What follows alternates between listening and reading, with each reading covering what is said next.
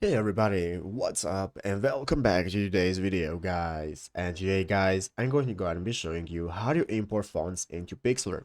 This is a very simple thing to do guys, so make sure to watch the quick and easy video till the very end, follow my steps correctly so you can make sure this works the same for you and you can do this yourself. But yeah guys, let's get straight into it.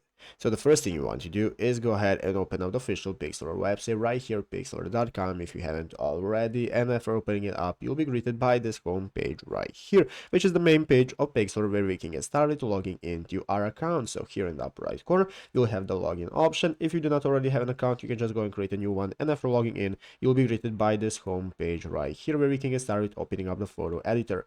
So let's go ahead and see how do you import fonts into Pixlr. So the first thing you want to do is go ahead and open up the photo editor. So I'm going to go ahead and click on it right here. That's going to open up this new menu where we can get started with selecting the image that we want to edit. So you can open up the image all right here, and I'm going to go ahead and open it up. I have already uploaded it, and now here is my image. So you can see here is my image, and at the left side of the screen I can see the toolbar with all the options that I can use for editing my image, such as arranging, cropping, cutting out, and so on. And one of the options right here is called text. So let's go ahead and see how to import our fonts. So as you can see, here is our text guys, and now after clicking on text we can go ahead and see all the options we have. First, we have pre-made text right here that we can use and all the fonts that they have already provided, or we can get started adding new text. So I'm going to click add a new text, and now as you can see, after adding new text, this is going to open up the text menu right here where we can go and see how we can get managed with managing our text and seeing our font. So as you can see here, we have all the options, and here is our font. So guys, if you want to go ahead and use a custom font,